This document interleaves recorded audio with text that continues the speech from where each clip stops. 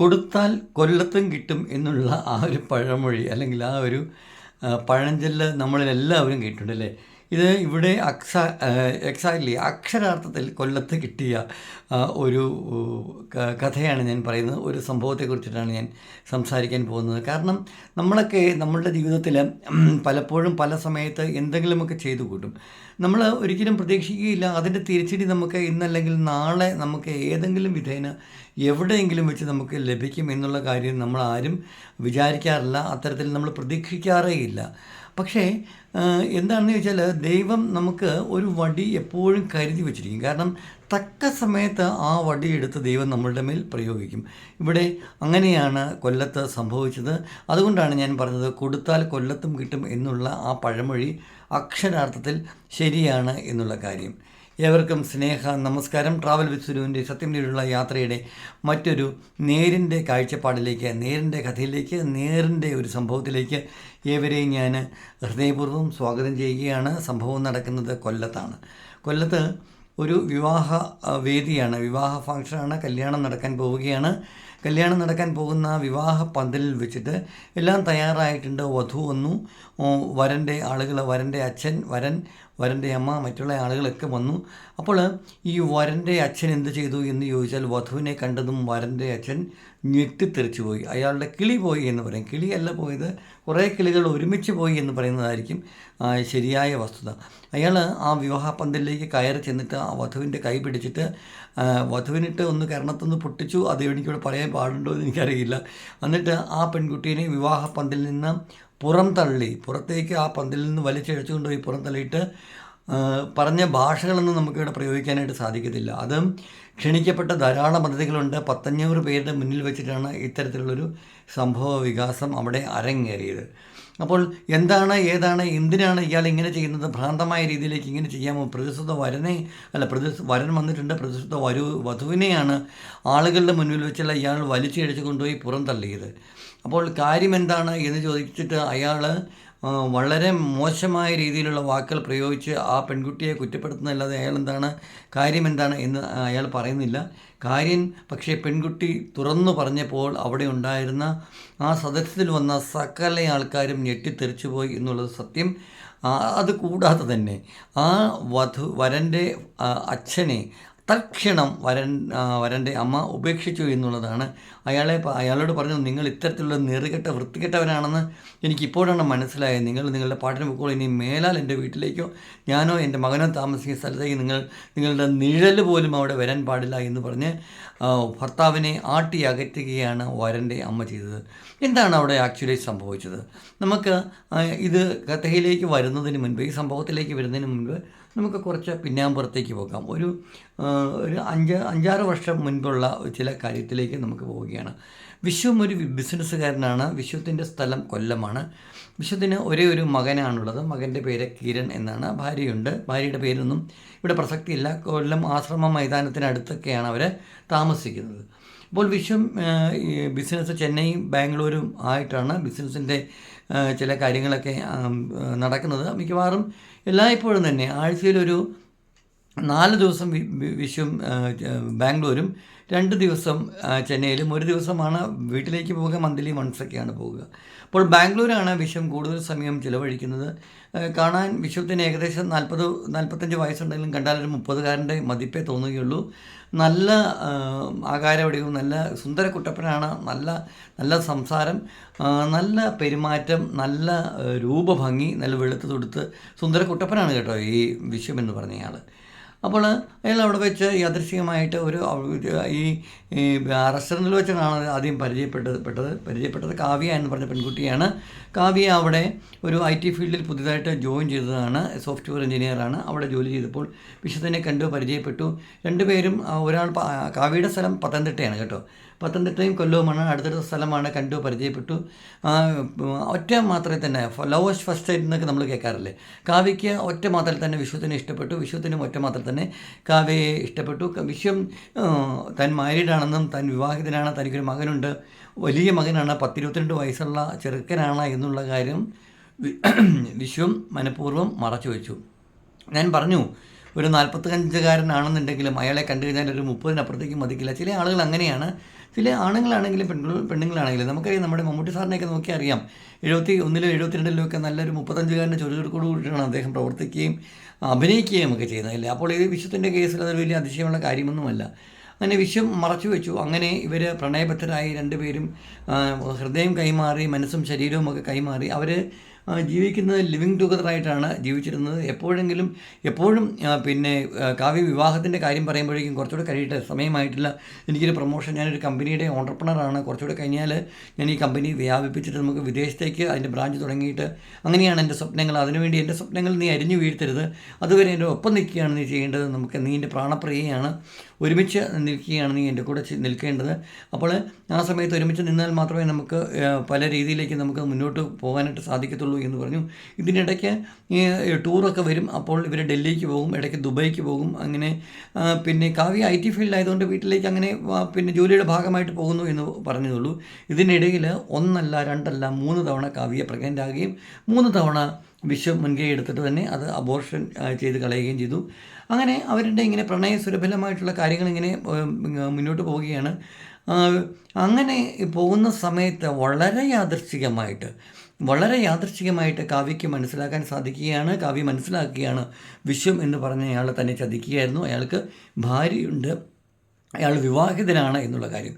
മകനുണ്ടോ മകളുണ്ടോ മറ്റുള്ള കാര്യങ്ങളൊന്നും പറഞ്ഞില്ല. അയാൾ വിവാഹിതനാണ് എന്നുള്ള കാര്യം കാവ്യ മനസ്സിലാക്കിയപ്പോൾ, അത് ചോദിച്ചപ്പോൾ അവർ തമ്മിൽ പിന്നെ ക്രാഷായി, പ്രശ്നങ്ങളായി. അങ്ങനെ അവരുടെ ആ ലിവിങ് ടുഗദർ, ഭാര്യ ഭർത്താവായിട്ട് തന്നെയാണ് അവരവിടെ താമസിച്ചിരുന്നത്. ഞാൻ പറഞ്ഞു, വിശ്വം ബാംഗ്ലൂരിൽ ആഴ്ചയിൽ 5 ദിവസം തന്നെയാണ്, മിക്കവാറുമൊക്കെ അവിടെയാണ്, മന്ത്ലി വൺസൊക്കെയാണ് പോയി വരികയും ചെയ്യാനുള്ള ഭാവം. വിശ്വത്തിൻ്റെ പാവപ്പെട്ട ഭാര്യ, സ്നേഹമയായ ഭാര്യ, ഭർത്താവിനെ ഈശ്വരനെ പോലെ, ദൈവത്തെ പോലെ കാണുന്ന ആ സ്ത്രീക്ക് ഈ തൻ്റെ ഭർത്താവ് ഇത്ര ഒരു വൻ ചതിയനാണ് എന്നുള്ള കാര്യമൊന്നും അവർക്ക് അറിയില്ലായിരുന്നല്ലോ. മകനും അങ്ങനെയുള്ള കാര്യങ്ങളൊന്നും അറിയില്ല. മകന് IT ഫീൽഡാണ്, തിരുവനന്തപുരത്ത് പിന്നെ എഞ്ചിനീയറിംഗ് കോളേജിൽ പഠിക്കുകയായിരുന്നു. CS-നാണ്, കമ്പ്യൂട്ടർ സയൻസാണ് വിഷയം. എനിവേ അങ്ങനെ പോകുന്നു. നമ്മുടെ കിരണിനെ കുറിച്ച് കൂടുതലായിട്ട് പറയേണ്ട കാര്യമില്ല. കിരണിൻ്റെ പേര് കിരൺ എന്ന് തന്നെയാണ്, അത് പറയാതിരിക്കുവാൻ നിർവാഹമില്ല, പറഞ്ഞേ പറ്റൂ.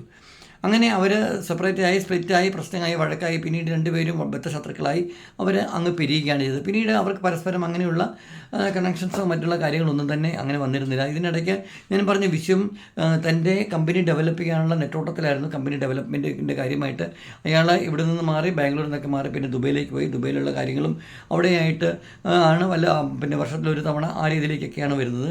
തിരക്കായി, ബിസിനസ് അത്യാവശ്യം കുഴപ്പമില്ലാത്ത രീതിയിലേക്ക് റൺ ചെയ്തു പോകുന്നു. ആ സമയത്താണ് തൻ്റെ ഏക മകനായ കിരണ് ഒരു കല്യാണാലോചന വന്നത്.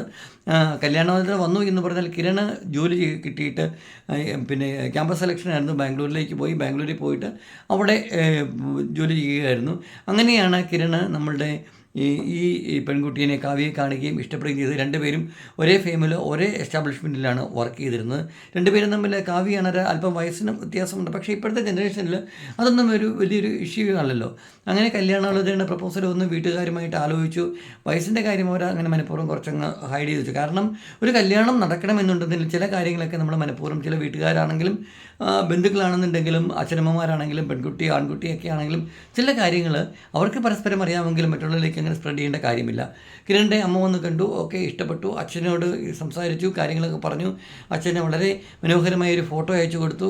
ഫോട്ടോയിൽ കണ്ട അച്ഛന് പെൺകുട്ടി കുഴപ്പമില്ല, മതിപ്പ് ആയിരുന്നു, ജോലിയുണ്ട് രണ്ടുപേരും, പിന്നെ മകന് ഇഷ്ടപ്പെട്ട പെൺകുട്ടിയില്ലേ, അതിനെന്താണ്, വിവാഹം കഴിക്കട്ടെ എന്നുള്ള രീതിയിലേക്കാണ് അച്ഛൻ സംസാരിച്ചത്. അങ്ങനെ ഇവരുടെ പ്രണയം സുലഭമായി അവർ തമ്മിൽ ചെറിയൊരു ഫംഗ്ഷൻ വെച്ചിട്ട്, റിസപ്ഷൻ വെച്ചിട്ട്, അന്ന് അച്ഛന് പങ്കെടുക്കാനായിട്ട് സാധിച്ചില്ല. വിവാഹ മോതിരമാറ്റം പരിപാടികളൊക്കെ നടന്നു. അപ്പോൾ എനിക്കിതിനകത്ത് അതിശയമായ കാര്യം, ഇതിൻ്റെ വീഡിയോയും മറ്റു കാര്യങ്ങളൊക്കെ കണ്ടിട്ടും ഈ വിശ്വം എന്ന് പറഞ്ഞ ആ ഒരു ചീറ്ററായിട്ടുള്ള കാമുകന് അത് മനസ്സിലായില്ല. കാരണം അത് ദൈവത്തിൻ്റെ ഒരു വികൃതികളാണ്. അതിലുപരിയായിട്ട് 3-4 പെൺകുട്ടികളൊക്കെ 3-4 വർഷം കൊണ്ട് ചിലപ്പോൾ അവർ ആകെപ്പാടെ അടപടലങ്ങ് മാറും. കാരണം മേക്കപ്പും പുതിയ നൂതനമായിട്ടുള്ള പിന്നെ കർലി ഹെയർ ആയിരുന്നെങ്കിൽ അത് സ്ട്രെയിറ്റ് ഹെയർ ആകും, മൂക്ക് മാറും, കണ്ണ് മാറും, എല്ലാം മാറും, മേക്കപ്പിലൊക്കെ വേറെ രൂപത്തിലേക്കൊക്കെയാം. അത് തന്നെയുമല്ല, ഒരിക്കലും വിശ്വത്തിൻ്റെ ഓർമ്മയുടെ അങ്ങേ അറ്റത്ത് പോലും ഉണ്ടായിരുന്നില്ല. തൻ്റെ കാമുകിയായി, തൻ്റെ ഭാര്യയായി, തന്നോട് ഒരുമിച്ച് 3 വർഷം ജീവിച്ച്, തൻ്റെ 3 പ്രാവശ്യം തൻ്റെ കുഞ്ഞിൻ്റെ അമ്മയായി അബോർട്ട് ചെയ്യപ്പെട്ട ആ പെൺകുട്ടിയാണ് തൻ്റെ മകൻ്റെ ഭാര്യയായി വരുന്നു എന്നുള്ള കാര്യം ഇമാജിൻ പോലും ചെയ്യാനായിട്ട് വിശ്വം എന്ന് പറഞ്ഞ ആ അച്ഛന് കഴിഞ്ഞിരുന്നില്ല. അങ്ങനെ കരുതേണ്ട ആവശ്യമില്ലായിരുന്നു, മനസ്സിലാക്കാൻ സാധിക്കുന്നുണ്ടല്ലോ. അങ്ങനെയാണ് കല്യാണം ഉറപ്പിച്ചു. എല്ലാ സംഗതികളുമായി വിശ്വം വന്ന കല്യാണത്തിൻ്റെ 2 ദിവസം മുൻപാണ് കാര്യങ്ങളെല്ലാം ഭംഗിയായി നമ്മുടെ കൊല്ലത്ത് വെച്ചിട്ടുള്ള വലിയ ഒരു ഓഡിറ്റോറിയത്തിൽ വെച്ചിട്ടായിരുന്നു വിവാഹ പരിപാടികളൊക്കെ ആയത്. പത്തനംതിട്ടയും അവിടെയുമായിട്ട് അവർ രണ്ടുപേരുടെയും കൺവീനിയൻസ് അനുസരിച്ചിട്ട് പത്തനംതിട്ട വെച്ചിട്ടായിരുന്നു വിവാഹം നടത്താൻ ഉദ്ദേശിച്ചത്. പക്ഷേ അത് കൊല്ലത്തേക്ക് മാറ്റുകയാണ് ഉണ്ടായത്. അങ്ങനെ വിവാഹ ദിവസം വന്ന് വിവാഹ ദിവസം വധു പിന്നെ ഒരുങ്ങി എല്ലാ ഇതോടും കൂടിയിട്ട് അവിടെ വന്നു. വരൻ വന്നു, വരൻ്റെ അച്ഛൻ വന്നു, അമ്മ വന്നു, ക്ഷണിക്കപ്പെട്ട എല്ലാ ബന്ധുജനങ്ങളും എല്ലാവരും സന്നിഹിതരായി. ആ സമയത്താണ് നമ്മുടെ വിശ്വത്തിന് ഒരു സംശയം. വിശ്വം തൻ്റെ സംശയം തീർക്കാൻ വേണ്ടി വീണ്ടും വീണ്ടും വീണ്ടും നോക്കി. തൻ്റെ സംശയം ശരിയാണോ, തൻ്റെ ഊഹം ശരിയാണോ? അങ്ങനെ ആകാൻ വഴിയില്ല, അങ്ങനെ ഒരിക്കലും സംഭവിക്കത്തില്ല, അങ്ങനെ സംഭവിച്ചേ കൂടാ. അങ്ങനെ ആയപ്പോഴേക്കും വീണ്ടും അയാൾ നോക്കി, കാര്യങ്ങൾ നോക്കിയപ്പോൾ മറ്റുള്ള കാര്യങ്ങൾ എല്ലാം നോക്കിയപ്പോൾ അയാൾക്ക് മനസ്സിലായി അവിടെ എന്താ പറയുക, സ്റ്റേജിലിരിക്കുന്ന പെൺകുട്ടി. ഇപ്പോൾ ഓഡിറ്റോറിയത്തിൽ അത് വലിയ സ്റ്റേജൊക്കെ വെച്ച് സ്റ്റേജിൻ്റെ മുകളിൽ അങ്ങനെയാണ്, മണ്ഡപമൊക്കെ അവിടെയാണല്ലോ. അവിടെ മണ്ഡപത്തിൻ്റെ അവിടെ ഇരിക്കുന്ന പെൺകുട്ടി മറ്റാരുമല്ല, 3 വർഷം തൻ്റെ നിഴലായി തൻ്റെ കൂടെ ഉറങ്ങിയ തൻ്റെ പ്രിയപ്പെട്ട കാവ്യ എന്ന് പറഞ്ഞ കിച്ചു എന്നാണ് വിളിച്ചുകൊണ്ടിരുന്നത് കാവ്യനെ. കിരണല്ല, നമ്മുടെ വിശ്വം ആയിട്ടുള്ള അച്ഛൻ. തൻ്റെ പ്രിയപ്പെട്ടവളായിരുന്ന കിച്ചുവാണ് തൻ്റെ മകൻ്റെ ഭാര്യയായി വരാൻ പോകുന്നത്. 3 തവണ തൻ്റെ കുഞ്ഞിൻ്റെ അമ്മയായ സ്ത്രീയാണ്. അവളാണ് ഇപ്പോൾ വന്നിട്ട് എൻ്റെ മകനെ വിവാഹം കഴിക്കാൻ പോകുന്നത്. അയാൾക്ക് പല പല കാര്യങ്ങളും ഓർത്തപ്പോൾ രക്തം തെളിച്ചു. താൻ എവിടെയാണ് നിൽക്കുന്നത്, എന്താണ് ഏതാണ് എന്നുള്ള സ്ഥലകാല ബോധമൊക്കെ അയാൾക്ക് നഷ്ടപ്പെട്ടു പോയി. കാരണം തൻ്റെ മകൻ്റെ ഭാവിയാണ്. അയാൾക്ക് ചിന്തിക്കാൻ കൂടി സാധിച്ചില്ല. അയാൾ ഉടൻ തന്നെ കൊടുങ്കാറ്റ് പോലെ നമ്മുടെ ഹാളിലേക്ക് കിടന്നിട്ട് മണ്ഡപത്തിലേക്ക് കിടന്ന് പെൺകുട്ടിയിട്ട് ഒരു പിടപെടച്ചിട്ട് പെൺകുട്ടിയെ കയ്യിൽ പിടിച്ചിട്ട് പറഞ്ഞു, ഇടി നിനക്ക് എങ്ങനെ നാണം ഇല്ലാത്തവളെന്ന് പറഞ്ഞ് കുറേ പ്രയോഗങ്ങളൊക്കെ പ്രയോഗിച്ചതിന് ആ കുട്ടിയെ കൈക്ക് പിടിച്ച് വെളിയിലാക്കി.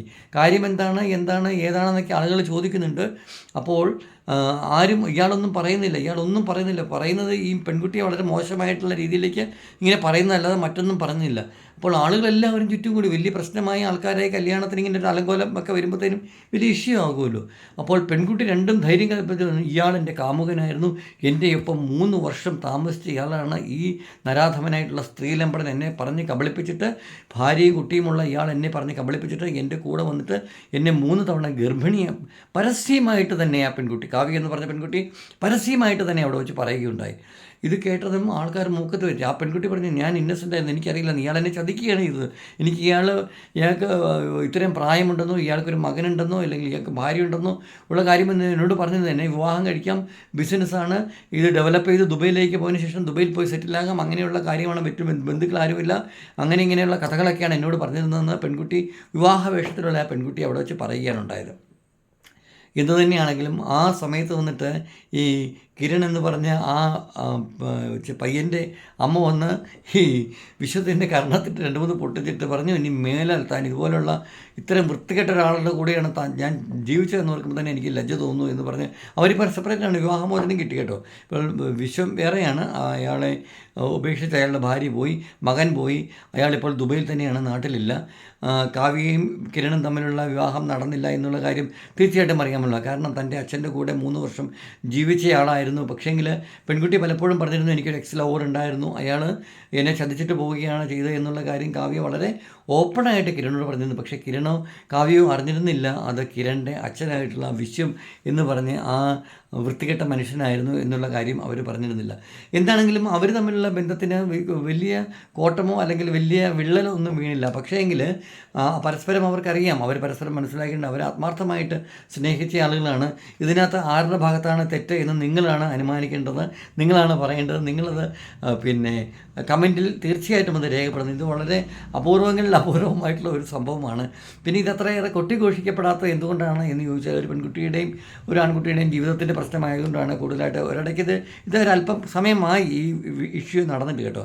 കൊല്ലത്തും പരിസര പ്രദേശത്തും അവിടെയുള്ള ലോക്കലായിട്ടുള്ള ആളുകൾക്കൊക്കെ ഇത് വരികയും ഇത് അത്തരത്തിലുള്ള വലിയൊരു ന്യൂസായിട്ട് വരാഞ്ഞത് അതിന് അത്ര വലിയുള്ള പ്രസക്തിയുള്ള സംഭവമല്ല. പക്ഷേ ഞാൻ എന്തുകൊണ്ടാണ് ട്രാവൽ സ്റ്റുഡൻറ്റ് സത്യത്തിലുള്ള യാത്രയിൽ ഈ സംഭവം ഇങ്ങനെ ക്രോഡീകരിച്ചിട്ട് അല്ലെങ്കിൽ ഇത് കേന്ദ്ര കഥാപാത്രങ്ങളെ ഇത്തരത്തിലാക്കി ഞാൻ പറഞ്ഞത് എന്തുകൊണ്ടാണ് എന്ന് ചോദിച്ചു കഴിഞ്ഞാൽ, ഞാൻ ആദ്യം തന്നെ ഒരു കാര്യം പറയുകയുണ്ടായി, കൊടുത്താൽ കൊല്ലത്തും കിട്ടും എന്നുള്ള കാര്യം നമ്മൾ ഒരിക്കലും മറക്കാതിരിക്കുക. നമ്മളുടെ അച്ഛനാണെങ്കിലും അമ്മയാണെങ്കിലും സഹോദരനാണെങ്കിലും സഹോദരിയാണെങ്കിലും മാതാപിതാക്കളാണെങ്കിലും ആര് തന്നെയാണെങ്കിലും കൂട്ടുകാരാണെങ്കിലും നമ്മളെപ്പോഴും ഒരു കാര്യം പറയണം, നമ്മളുടെ ജീവിതത്തിൽ നമ്മളൊരു വ്യക്തിനെ നമ്മൾ മനഃപൂർവ്വം ചതിക്കുകയാണ്, വഞ്ചിക്കുകയാണ് എങ്കിൽ ഒരു വ്യക്തിയെ നമ്മൾ ചതിക്കുകയോ വഞ്ചിക്കുകയോ ചെയ്തു കഴിഞ്ഞാൽ തീർച്ചയായിട്ടും നമ്മൾ 100 പേരാൽ വീണ്ടും നമ്മളൊരു കുഞ്ഞൊരു വടി വെച്ചിട്ട് നമ്മൾ ഒരാൾക്കിട്ട് അടി കൊടുത്തു കഴിഞ്ഞാൽ ദൈവം നമുക്ക് വലിയ ഒലക്ക കൊണ്ട് നമ്മളുടെ തലയ്ക്കടിക്കും എന്നുള്ള കാര്യം ഒരിക്കലും നമ്മൾ മറക്കാതിരിക്കുക. ഇതൊരു ഓർമ്മപ്പെടുത്തലാണ്.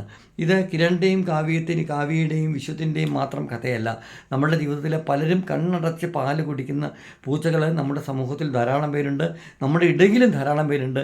എന്നെ ശ്രവിക്കുന്ന, എന്നെ കാണുന്ന, എന്നെ കേൾക്കുന്ന ആളുകളും ധാരാളം പേരുണ്ട് എന്ന് എനിക്കറിയാം. അപ്പം ഞാൻ അടക്കമുള്ള ആളുകളോട് ഉള്ള ഉപദേശം അതാണ്. നമ്മൾ എന്ത് കാര്യങ്ങൾ ചെയ്യുമ്പോഴും നമ്മൾ നേർവഴിയല്ല, നേരിട്ട വഴിയിലല്ല, നേരിൻ്റെ വഴിയിലല്ലെങ്കിൽ നമുക്ക് തീർച്ചയായിട്ടും തിരിച്ചടി വരും. അതുകൊണ്ട് കൊടുത്താൽ കൊല്ലത്തും കിട്ടും എന്നുള്ളത് എക്സാക്ട്ലി അക്ഷരം പ്രതി ശരിയാണ് എന്നുള്ള ഓർമ്മപ്പെടുത്തലോടുകൂടി ഇന്നത്തെ ഈ നേരിൻ്റെ കഥ അല്ലെങ്കിൽ ഈ നേരിൻ്റെ സംഭവം ഞാൻ നിങ്ങൾക്ക് മുന്നിൽ സമർപ്പിക്കുകയാണ്. വീണ്ടും മറ്റൊരു സത്യത്തിൻ്റെ നേർക്കാഴ്ചയുമായിട്ട് നിങ്ങളുടെ മുന്നിലേക്ക് എത്തും വരെ ഏവർക്കും സ്നേഹത്തിൻ്റെ ഭാഷയിൽ നന്ദി, നമസ്കാരം. Thank you all.